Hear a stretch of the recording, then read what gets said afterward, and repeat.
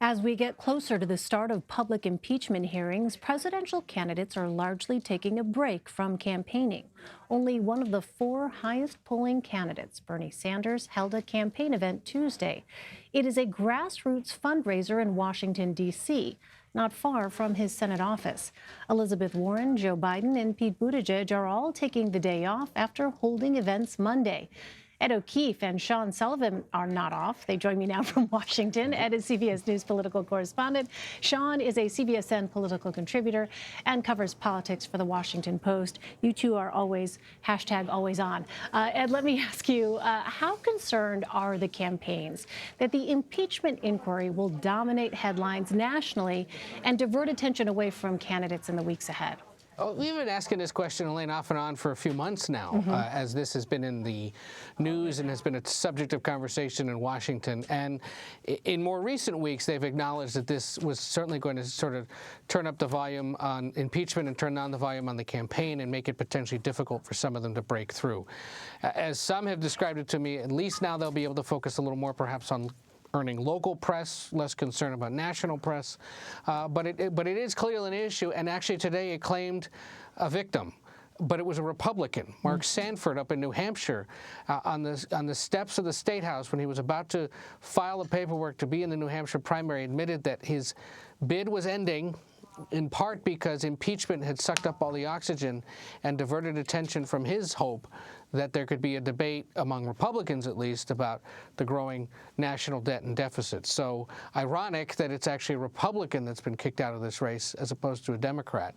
What remains to be seen is how this could potentially affect the senators running for president who would have to sit through a trial.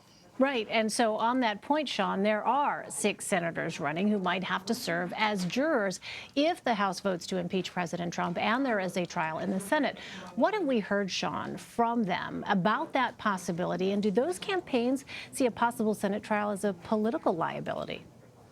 Well, it is something that these campaigns are thinking about, and these candidates are indeed thinking about more and more. Over the weekend in Iowa, Senator Bernie Sanders was asked about this. You know, how are you going to be able, logistically speaking, to juggle being effectively a juror in an impeachment trial and potentially trying to run a campaign for president at the same time when you're just weeks away from the first votes being cast? And he said, you know, he acknowledged this will make things more difficult, figuring out how to get back to the early states, but also to fulfill his duties in the Senate is going to be something that is a challenge. And not just for Bernie Sanders, for Senator Elizabeth Warren, too.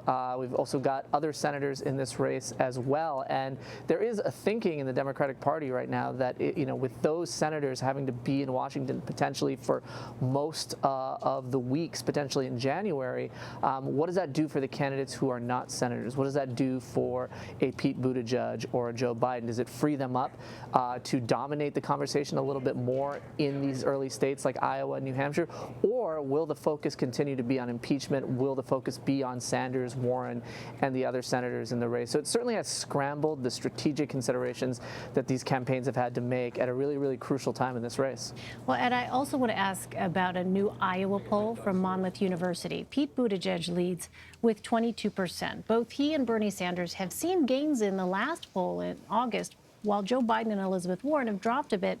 Just 28%, though, Ed, of respondents say they're firmly decided on their choice. So what should we take away from this poll? That everybody else could clearly flip and decide on somebody else. And I think this poll is reflective of where a lot of heads are in Iowa these days regarding this top tier.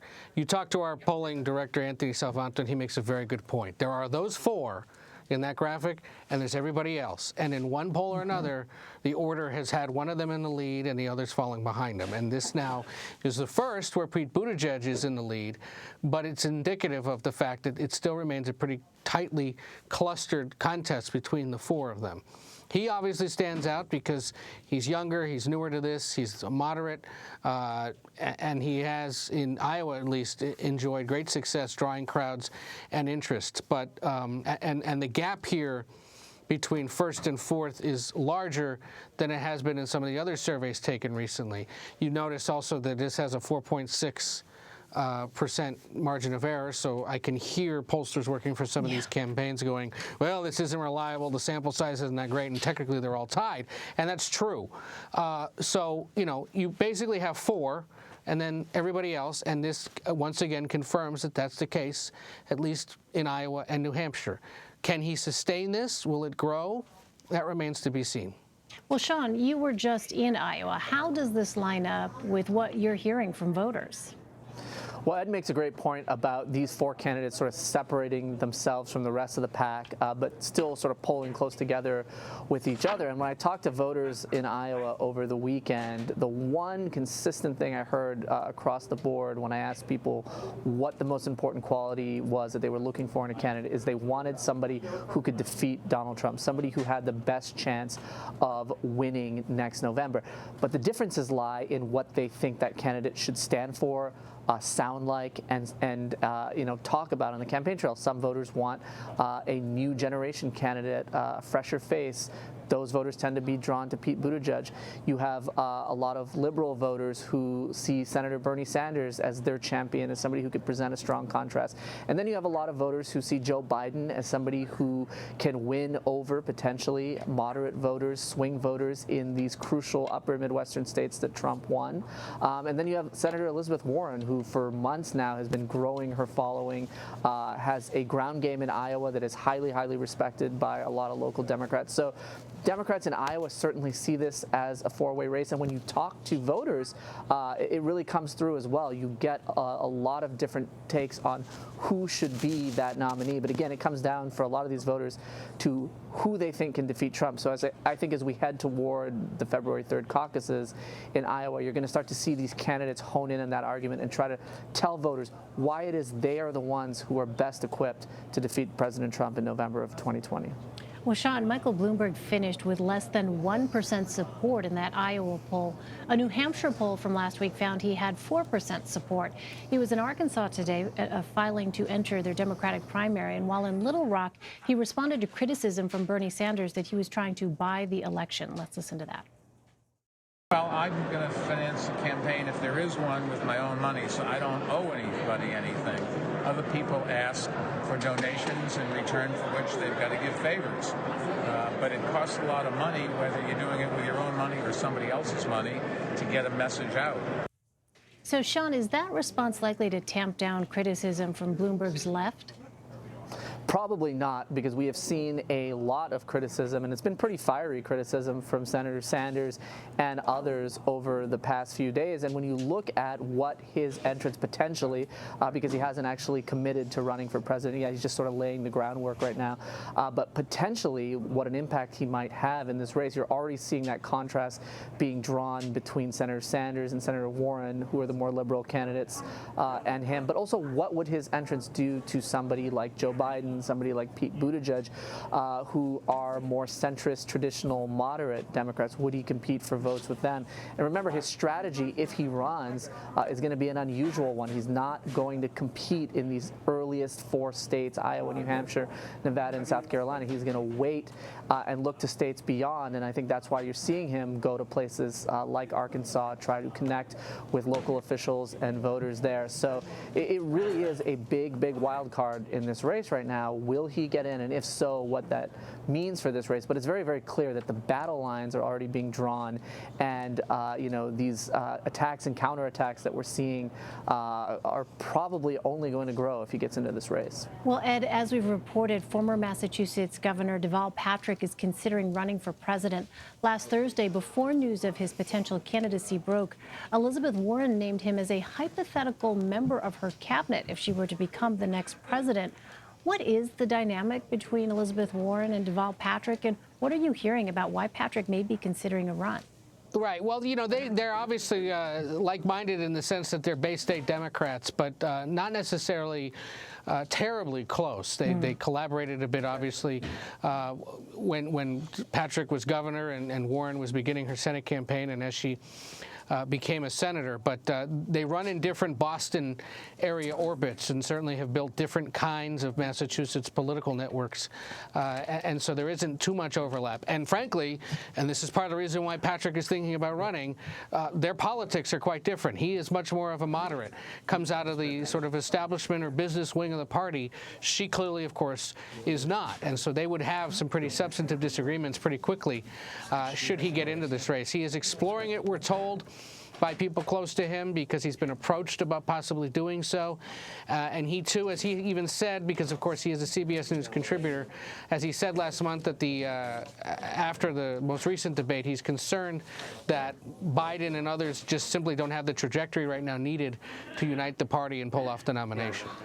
All right, so Ed, because I know you're a man who can multitask, you just noted this tweet from BBC Radio 5 Live, also being reported by Politico, that Hillary Clinton told the BBC that she is being urged to run by, quote, many, many, many people.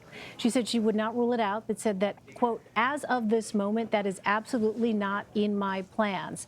So, Ed, would there be any appetite among voters for Hillary Clinton to enter this primary? Your afternoon just got a lot more busy. Let's put it this way. Speaking on behalf of the CBS News political unit, we have not spoken with a voter in any of the early states that has said what this race needs right now is Hillary Clinton. If anything, a lot of the lessons from her run are influencing the decisions that voters are making across the country, specifically who can do what to win win back states that Democrats lost, appeal to younger voters, to minority voters in ways that she did not. It is no surprise that she would say she's not ruling it out. She is quoting that great song from the American Tail movie, never say never, whatever you do. But she's selling books, too, let's be honest. And so that might be part of this, because at least once a week now we're hearing something like this from her. So at least she's consistent. But it keeps her name in the news at a time when she's selling books and at a time when, yes, the party is wondering, scratching his head, whether the 17 options they still have are enough or whether they need one more. And it looks like at least one of those three, Bloomberg, Patrick, or Clinton, may take the plunge here in the next few weeks. But, Sean, I can't imagine you've run into anyone who is pining for Hillary Clinton to get in, have you? Yeah, what about that, Sean? I have not heard from any voters, and I have not sensed any movement in these early states that shows an appetite for Hillary Clinton to get in this race. But I think the fact that you're seeing so many prospective candidates either not rule out a run or actively move toward a run really does underscore how fluid and how wide open this race is right now. If this race was more settled, if it didn't look like there might be a path for somebody new to come in, I don't think we would be seeing many of these prospective candidates even floating these ideas right now. So it's a pretty extraordinary moment in this race. And to that point, Elaine, I had two conversations with New Hampshire operatives today who were bemoaning the fact that this huge field is making it difficult for their candidate to actually break through. Yeah. So you add more to the pile, it could potentially make it harder. What they're hoping for is that the field actually shrinks so that the fewer options allow Democrats to start making up their mind. Because I think, as Sean would agree, there's this dynamic this year that Democrats are putting off a decision for as long as they can because of this crowded field. And so if it just grows even larger, it could make the final decision that much more difficult. Yeah. Okay. Ed O'Keefe. Are you running for president? I can rule out definitively. Should we add you to the list? No. Are you? Because at this point, who knows? It's just amazing, the news that develops seemingly every minute of every day. Ed O'Keefe, Sean Sullivan, thank you both very much. Thanks.